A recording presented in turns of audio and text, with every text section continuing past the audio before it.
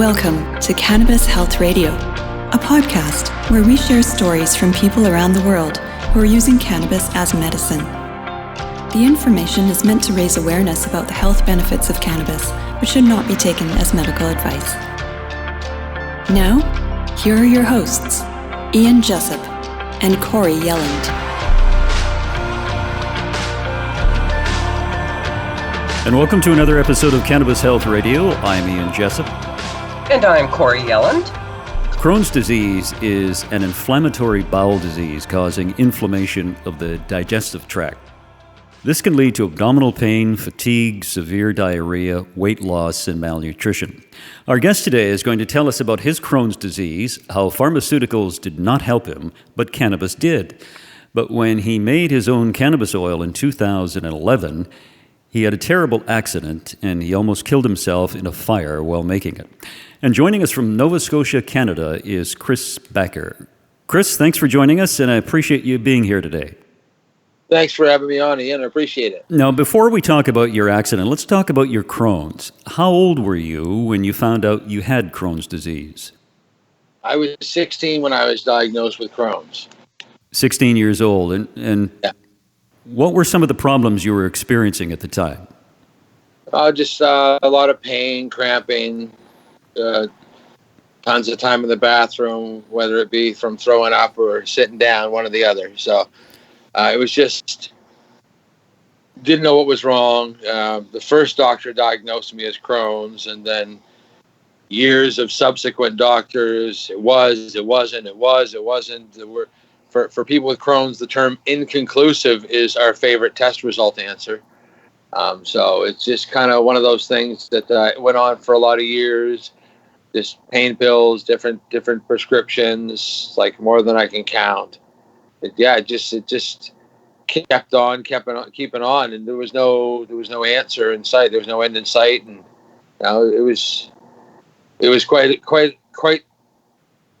difficult to deal with, especially being a student in school makes it tougher. I mean, it's not easy on anybody, but when you're worried about shitting yourself all the time, socialization becomes difficult.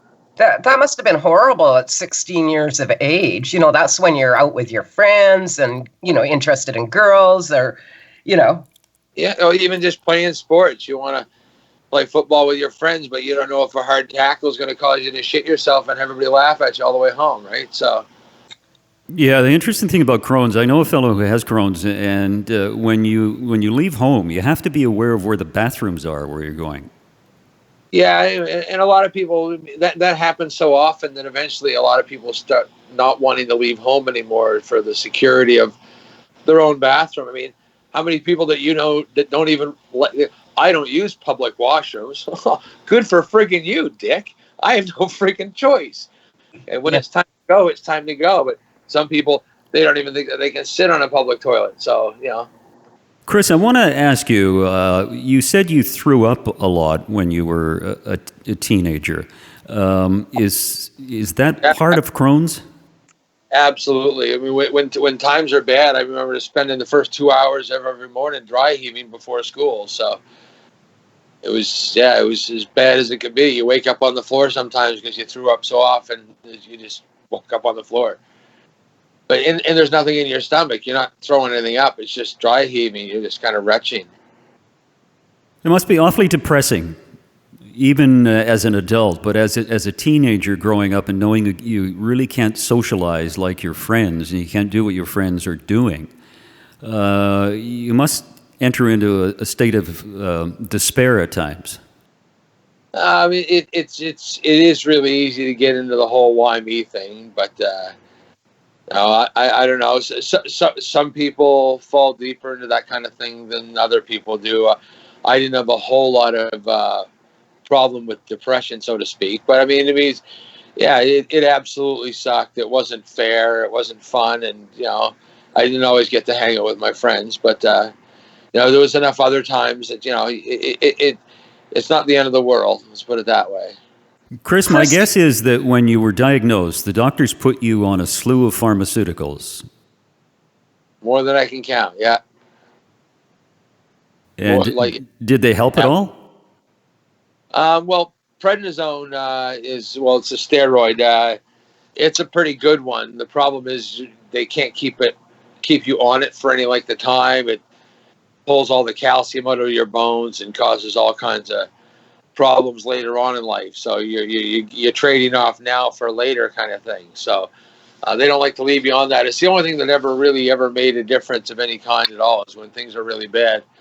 Prednisone also helps bring me back around. But again, I've used it for so many years, they don't even want to put me on it anymore. So they're looking to put me on something else again here soon because things haven't been the greatest. But I've told them that I'm just going to keep on with my pot for now and hope that things turn around.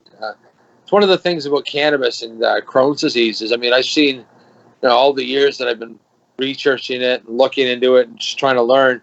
You see people that have cured their Crohn's or put it into remission.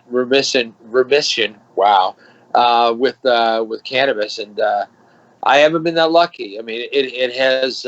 It's been great. I couldn't imagine life without it. I mean, I'd be a pill junkie for sure. I mean, I need something for the pain, and cannabis, where it doesn't just kind of get rid of all the pain, it does make everything else that you're going through a little more tolerable. And maybe that's where the depression part comes. I mean, because cannabis is an antidepressant as well. So, I mean, you're kind of getting a few benefits as well as just the pain relief and the easing of the spasming and things along that lines. So when you're using cannabis, Chris, for your Crohn's, do you do edibles or do you do oil or do you vape or do you do all three? I do however I can get it into me. Part of the Crohn's, you wind up with eczema and other skin conditions. It's because it's an autoimmune disease. So I use the cannabis for topicals. I eat my RSO, usually straight oil, but every once in a while when I'm making edibles for other people, I get into the edibles. You got to stay away from those. They pack the weight on pretty hard. But yeah, and then smoking. I mean, smoking is the instant relief. It's the thing that gets you quickly and kind of helps calm things and settle a lot of the cramping and stuff. Right. I'm wondering if Corey, maybe you can add something to this. If Chris used suppositories, whether that would be of benefit. I don't know. I've tried suppositories. I've made the suppositories. I didn't find it made any difference for me. I don't think I really committed to the endeavor fully. I mean, I didn't go for any length of time. I tried them for a bit. I think probably for about a week. And I didn't notice any difference from anything else that I'd been doing. So I just kind of stay. As a Crohn's person, I like to stay away from my butt. I hear you loud and clear. Yeah, that's understandable. Does anybody else in your family have Crohn's, Chris? My sister's got IBD or IBS. I don't know which one you call it nowadays. But she's got problems, but not Crohn's. But it's one of those things. I mean, no, I don't know what to say there. It's interesting. I was looking up Crohn's disease last night, and they kind of lump it together with intestinal bowel disease, don't they? IBS or IBD, yeah. It's like how everything is COPD, right? I mean, asthma, COPD, bronchitis is COPD. It's a big conglomeration. They're all different inflammatory bowel diseases, colitis, Crohn. Yeah, all under the same umbrella, so to speak. Yeah, exactly. So one covers them all, IBS, and the other one, IBD, covers just a specific one, I think. So. Yeah, and it indicated that North America has the highest rate of Crohn's IBD in the world, and is in China. Like, I guess they don't get it at all, really. So. Yeah, it's the. When you were 16, you were diagnosed. Were you eating a healthy diet or a crappy diet? Most of us, when we were teenagers, had a crappy diet. Pretty crappy diet, yeah. I still eat a pretty crappy diet. Oh, you do? Shame on you. I can't eat the good stuff. I never could. Like vegetables just kill me. Like I'd rather eat a broken light bulb than an apple. And I love apples. Like the thought of eating an apple, I could just about drool thinking about it. But yeah, no, I can't eat an apple. It's just goes right through you? No, it's just pain. It's 3 days of pain for eating an apple, and I've done it anyway because apples are really good. When you can't have something, certain things are really like I said, I can picture right now taking it off the tree and biting into it. And so yeah, sometimes it's worth it anyway. But yeah, I eat an apple. It's 3 days of suffering. Wow. Pain. Yeah. Tell us how you discovered cannabis, how you migrated from pharmaceuticals, mainly from off pharmaceuticals onto cannabis. Well, the first doctor that diagnosed me when I was 16 made an off-the-cuff comment about pot. If I could find pot, it would probably help, but I shouldn't smoke because that makes it worse. So I went with that, and that doctor then moved to the States. So I spent the next 20 years trying to find another doctor that might be willing to let me try pot. Well, in the meantime, though, I discovered it for myself. I mean, I didn't use pot till I was about 19. So, I mean, and then after that, I watched the Rick Simpson video, and that pretty much changed my life. And it got me making oil. It got me feeling healthier, and I was able to help other people. And that video was a game changer for me. Yeah, it's helped, I'd probably say, millions of people around the world. Yeah, absolutely. Absolutely. Yeah, it's a lot of really good information that a lot of people should know. And that's one of the neat things about the whole cannabis thing is, well, now that it's legal, it's a little less. But for so long, it's like we've been the keepers of this little secret. We've been trying to yell about it and help people with it. And it's been neat being the keepers, being the one that can, share that information with people. The whole each one teach one. Yeah, excellent. Yep. And Rick was from Nova Scotia. Yeah, absolutely. Yeah, I've met him a couple of times. He's quite a guy, and like I said, he's watching that video. Like it changed my life. It changed the direction of my life.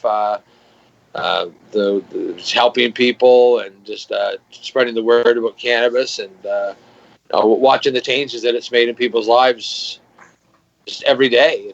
It makes a difference in somebody's life. It's pretty amazing. So for listeners who don't know about this video, the video is called Run From the Cure, and it's on YouTube. It's also the video that I saw that changed my life, Chris, and that's how I found out about cannabis oil.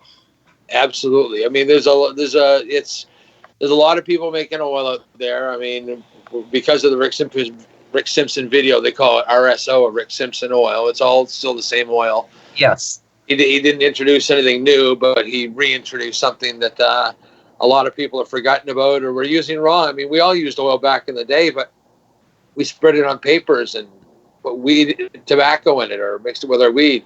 We didn't eat it. Okay? And that was the game changer. I mean, I tell all kinds of people, you got to eat your medicine. If you get a headache, you can't smoke a Tylenol and expect to get rid of your headache. You got to eat your. You can't. That's what I've been doing wrong. There you go. I like that. I like that analogy. But I can assure you, though, that I know for a fact, at least in Prague, spreading oil on paper and then putting tobacco in is alive and well, very much alive and well in Prague. I love smoking cannabis with tobacco here in Nova Scotia. It's blasphemy. I can't wrap my brain around. How much oil do you tend to use a day, Chris, approximately? Obviously, it would depend, I guess, on what kind of day you're having, but it does. And I mean, when you're in the positions that I know, like yourself are in, Corey, where you're always helping other people and things, we don't end up taking all the oil that we should either. So I don't use as much as I should most times. So I kind of that part of my problem. But if I had my druthers, I'd probably be taking about 1.5 grams, 2 grams of oil a day now. Mm-hmm. Right. with the feeling the way that I'm feeling. Okay. And, but when things are going all right, I mean, it's just like Rick always said, you just need a little maintenance dosage, 100 milligrams a couple times a day. And that's about it. You don't even notice that you're taking it anymore. Mm-hmm. Okay, Chris, Corey and I are going to give you hell. You have to take 1 to 2 grams a day. I get yelled at all the time for it. Trust me. The people that are part of my the East Coast Cannabis Substitution Program with me regularly admonish me for not taking my meds. It's just we're ganging up on you. I know it happens all the time. Everybody does. You have to look after you to look after others, and I hear it too all the time. So you got to start a support page. Yeah, that's right. Now, Chris, we have to talk about the accident when you made your oil in 2011. Tell us about that. Well, it was it was April. It was a great day. I was looking forward to getting a lot of oil made, and at that point, I've been making oil for a long time. I've made oil thousands of times, and I've always used crock pots and slow cookers. But this was the one and only time that I ever used a rice cooker. Somebody had donated to me, brand new, right out of the box, Black & Decker, piece of shit. Away I went. I was into day 2 of cooking off my oil, and I ran upstairs just to grab a glass of water, and on my way downstairs, the lights were flickering. I mean, I was gone for a minute, and I came downstairs, and I have a 9-foot ceiling, and coming out of the top of my top of my rice cooker was a 15-foot flame in the room with a 9-foot ceiling. So it's like a jet engine. So if I had the lid right there, it would have made a big difference. Always have the lid. Well, you should never do it inside too. That's yeah. So this was inside, yes. This was inside, absolutely. I mean, we all know we're supposed to do it, but we also don't want to get caught. So. Mm-hmm. Mm-hmm. Why people do it inside. There's a reason. It's not just because they're stupid. It's because they don't want to go to jail for making oil, which you're not allowed to do. So, So you have this 15-foot flame coming out, and what did you do? Try to pick up the rice cooker and put it outside, and kind of caught the edge of the window frame, and it just all kind of spilled back on me. So I had to run around for a bit to get the dogs out of the house, and I had a couple other pails of alcohol that were in the house. I could picture in my mind a firefighter kicking the door and it exploding, and me being responsible for the death of firefighters too. So I had to get the alcohol out of the house because that was down by the oil tank, and so I was in and out of the house about 6 times. And this is after you had initially been burned? Yeah, after I've been burned and rolled around for a bit. And it's neat. They tell you in school, roll back and forth, right? Stop, drop, and roll. They get you rolling back and forth. They need to teach you to stop, drop, and roll in one direction. When you roll back and forth, you're out of fire, you're back on fire. You're out of fire, you're back on fire. It's a really stupid thing to do. You need to roll in one friggin' direction. So once I was out, I was back in the house 5 or 6 times to get the dogs out and stuff, and what part of your body was burned during this, Chris? Burned 85%. Oh, my good God. 85% burned. So I was 7 months I was in the hospital. Then I was in rehab for a month after that. But, that was a few years ago now, and she's quite a time. I got to say that. I wouldn't recommend it. When you were in hospital, did you use any oil on your burns? In the beginning, I wasn't allowed. We had a lot of arguing with the legal team and the lawyers at the hospital about getting me permission to be able to use it. I screamed about it every day. After a month, they finally gave in and they let me have my cannabis. The day I had my first cannabis was the day that the friggin' most horrible hallucinations I'd ever had finally stopped. I mean, it was 1 month of just, I was on so many pharmaceuticals, nothing was real. But the day that I got my first dose of pot was the last hallucination I had. Instantly stopped. I can't even begin. That meant more to me than the pain going away, because nothing was real anymore. It was what made that all kind of just boom, just like a slap in the face, reality. Well, Chris, I can't imagine the pain you were going through when what was it, 75% of your body was burned? 80%. 85%. Well, it's when you're burned to that degree. Like, I mean, I had a stroke at the same time because I was on fire and stuff, and a double pulmonary embolism and stuff because I was breathing smoke. But it just the pain part's not there. The pain part only really came up when you were getting bandage changes, right? Beyond that, all the other stuff that I was on, and again, when they finally allowed me to have pot, they cut my pharmaceuticals down just drastically because I didn't need it as much. So awesome. They keep coming to the room going, "You sure you don't want something for pain?" I'm going, "Nope, I'm good." Right. And until dressing changes, and those were just like, you might as well just throw me. But I'd just rather have you light me back on fire again. Because it pulls part of your skin off, right? Well, yeah, everything just tears. Yeah, it's terrible. Oh. The dressing changes they're worse than the fire. Because like I said, when you're on fire, it doesn't even hurt. You just know how bad it is to be on fire, right? Your brain shuts off. All you see is everything that you were working towards going away, right? So yeah, because you're in a state of shock at the time. Shock. Huge shock. Yeah. Like I said, that's why it's not so much that it hurts. It's you're yelling because you know that it's just bad. Wow. Wow. Do you go ahead, Corey. When you were using cannabis in the hospital, what form were you using it? Edibles. I wasn't allowed to, vape or smoke in the hospital, and once I was allowed to move, then it was quick treks down to the parkade for a hoot here and there.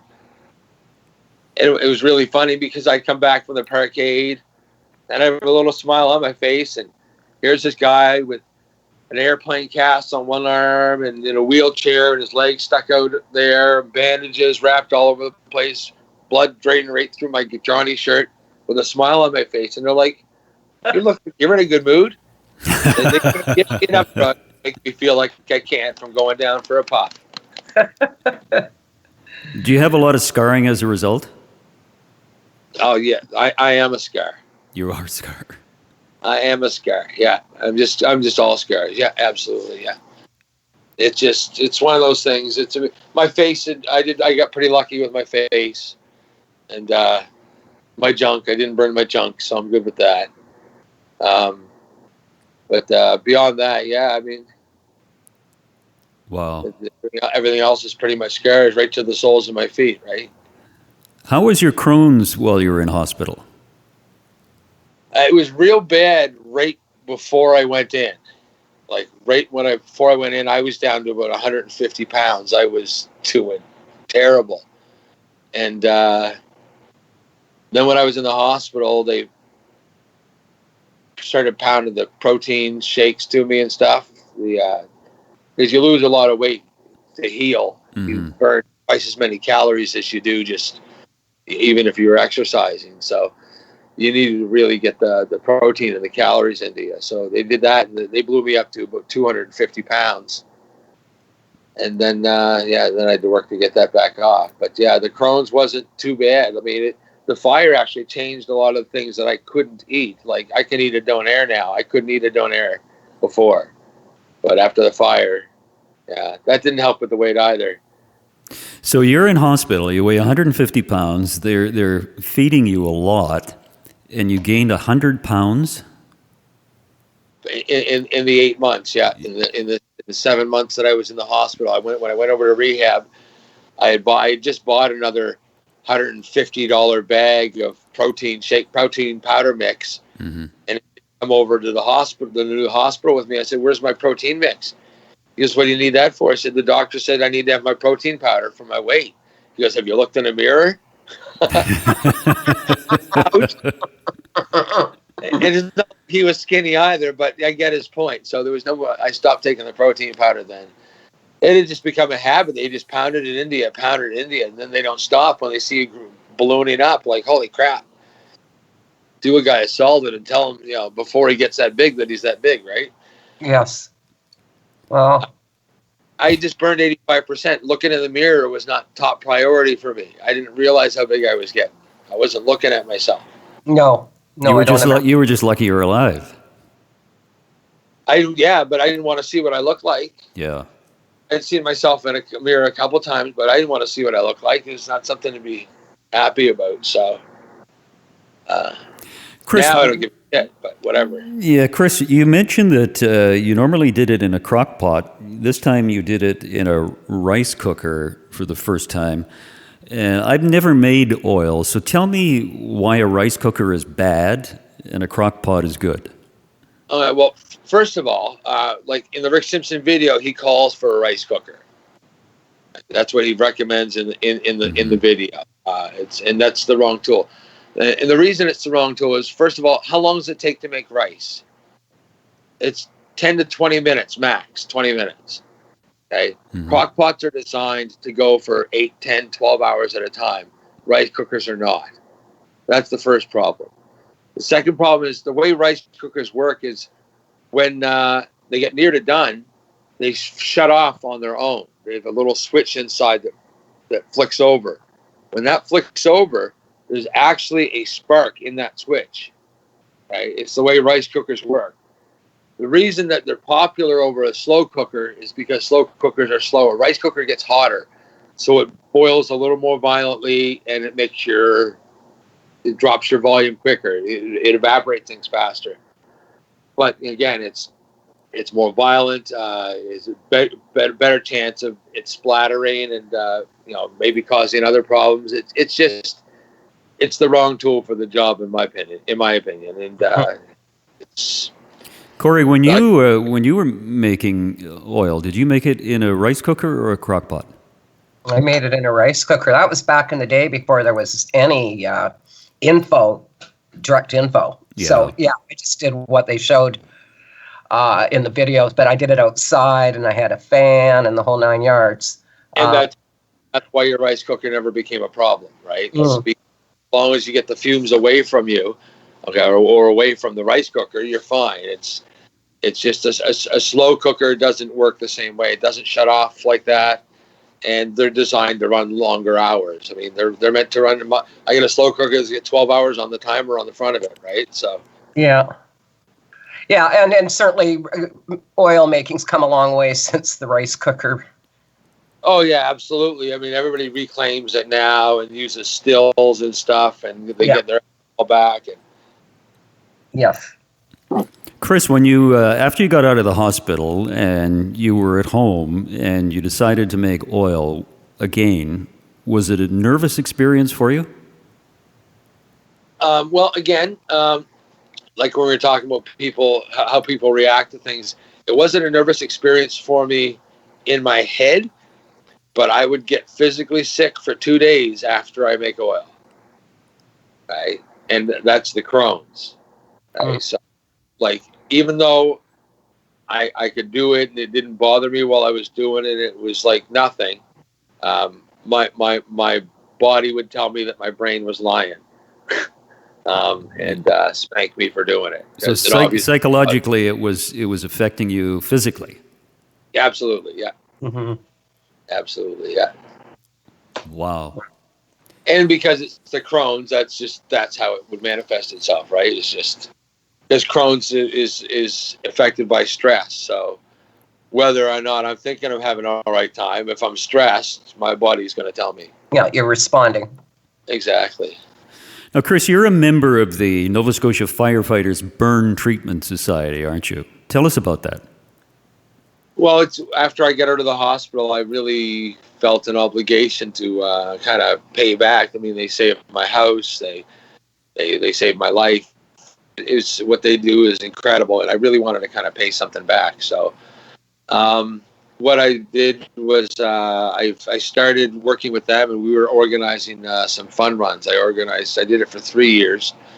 I organized a fun run in Sackville, 10K, to raise funds to send people to the burn conferences that happen throughout twice a year in Canada. No, every 2 years in Canada, and then there's a global one that happens usually in the States. Burn conferences for people that have been burned to just help them talk to other burn survivors and make people realize they're not the only one, and life goes on, and that kind of stuff. It gives you a chance to talk to some different doctors, and there's work groups and stuff. So. Now, what about the East Coast Cannabis Substitution Program that you organized? What's that? Well, that is not mine. That is happens out west. Neil Magnuson and John Murray and a few other great folks out west have organized the Cannabis Substitution Program. You're right. And I watched what they were doing. I've met Neil a couple times, and I shot him a message. I said, Neil, I love what you're doing. I want to do it here. Can you help me out? They edited their logo a little bit so I could have East Coast on there too. And I put out a couple calls to some friends. I got some product. And the next thing I know, I was out passing out care packages. We started off, interestingly enough, right inside the Direction 180, the drug treatment center downtown Halifax, where the addicts are, and that's where I wanted to be. And we worked out of there. We did 2 giveaways there just before Christmas last year, and then they threw us out because, well, they're selling drugs, and I'm giving away pot, saying drugs are bad. Okay, so they threw me out because it didn't make sense, and I understand totally why they did. I get it. So we've been hitting the street now. I mean, we've been setting up in different locations, abandoned storefronts and stuff just on the main drag, and handing out care packages. We started off doing 40. We're up to 200 care packages every Monday now. Doing it right down in front of the old, there's an old abandoned junior high school, one street down from Gottingen. And it's been a pretty successful program on 8 months now. So, Chris, just to be clear to listeners, basically what you're doing is trying to assist people in getting off of opiates by giving them an opportunity to replace it with cannabis? Absolutely, and hence substitution project. I mean, it's been proven that the cannabis does help people come off of alcohol and other pharmaceuticals and street drugs. So me being able to, and the people that are in those situations that might be living on the street or are addicts or homeless, don't have the access to cannabis as a supply. So with the community that I'm part of, I put out enough of a plea, and I pestered enough people that they helped me out. And it's been making a real difference. And people I've got people that aren't even part of the program anymore because they've gotten off the drugs that they were on, and cannabis made that much of a difference in their life. They've taken online courses and they're doing other stuff now. And I've got people that they're so thankful that we show up. I mean, they want to be off the drugs, and this gives them an option. Now, it's a little unfortunate that just when you start doing it like this, that other people can come use the program as well, right? I mean, I know it's not like I look for track marks on somebody's arms. I just have to, whoever comes, like at the food bank, you can pull up in a Cadillac, and they'll still give you food at the food bank, right? So ask me no questions, I'll tell you no lies. So if you're going to stand in line with a bunch of homeless people and drug addicts, then you obviously need it just as bad. So, right. Chris, with legalization in Canada, do you sense that there is a change in the public attitude toward cannabis? Yes and no. I mean, there is in the fact that people go that it's legal now, so they're less twisted about it. But you get a lot of people that are a little more. People get a little. They get really offended with the smell. Okay, so I mean, whether you just smoked it or whether you smell like it all the time. Like I smell like pot all the time everywhere I go. So I mean, a lot of times I offend people just from being in the room. Well, they just need to get over it. That's right. But beyond that, I mean, I had one lady that came up and yelled at me in my line up there the other day because she works at a daycare just down the road from me, and she said, well, what about the kids? The kids should deserve to be kids. They didn't have to see all these people lining up for free drugs. So these are the people in your neighborhood anyway. I mean, I'm just down the street, like I said, from the drug treatment center, the needle exchange, the Salvation Army, to the Hope Cottage, and a couple of home shelters for women and stuff. I mean, I'm right in the middle of it. These are where the people are, and this is kind of where I need to be. So, and it's, as far as the police go, I mean, I've already been talking to the police. They've been down. They see what we're doing. He sees the good in what I'm doing. He sees the sincerity in it, and he's encouraged by it. So I feel a lot of support. The library, I'm waiting for them to open to have people in, because they want to have me in for a public forum. I'm like right behind the libraries where we hold our giveaway, and they've noticed the difference when I'm in there on a Monday and a Tuesday. They don't throw people out. People aren't falling asleep at the tables. People aren't belligerent. They can tell when I've been there. So it's in the community. It's already made a difference. And I've gone as far as we clean up the community too. I pass out extra joints, and they bring me a bag of garbage. If I give them a joint, if they bring me a bag of garbage. So we every once in a while we do a community cleanup thing too. So it's been fun. It's been exciting, and it's all thanks to Neil Magnuson. He really kind of gave me an opportunity to kind of pick up the ball and run with it. Yeah, that's great. Chris, I really admire what you're doing, and I really admire you for having survived the terrible accident in 2011 and battling Crohn's and dealing with cannabis. I think as a friend of ours in Minneapolis would say, you're a good human being. And I really appreciate you coming on the program and telling your story. Thank you very much. Thanks for having me. Thanks for saying that. Yeah, thank you, Chris, and much admiration to you for all that you're doing. Thank you very much. Like I said, but it's not just me. There's I can't do this without the support and without the volunteers, because it's a lot of work, and it's been pretty overwhelming to see how quickly it's taken off and how big it's gotten. Great, Chris. Thank you. Thank you. Thank you so much, Chris. Amazing story that Chris told us. And if you'd like to help us out, we need your help, because we're being shadow blocked on Facebook. And we have 27,000 followers on Facebook, but I don't think more than probably 26,000 probably don't get our news feeds, because we are shadow blocked by Facebook.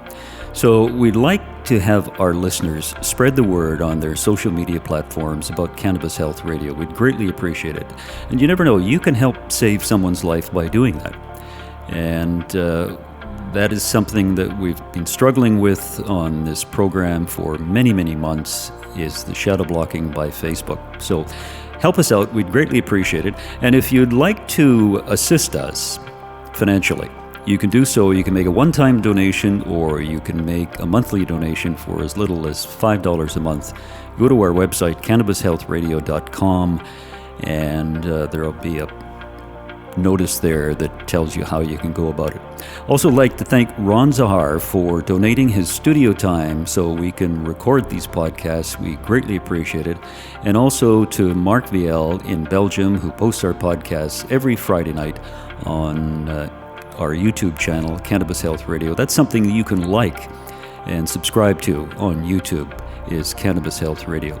We very, very much appreciate you listening, and we'll be back next week with another edition of Cannabis Health Radio. Thanks for listening to Cannabis Health Radio. For more information and to search previous podcasts, visit our website, cannabishealthradio.com. Subscribe so you don't miss new episodes. And follow us on Facebook, Instagram, and Twitter. This podcast is made possible by donations from our listeners. If you found the information helpful, please consider making a donation in any amount through our website. You can also help us share our message by leaving a review on your podcast listening platform. We are very grateful for your support. Thank you.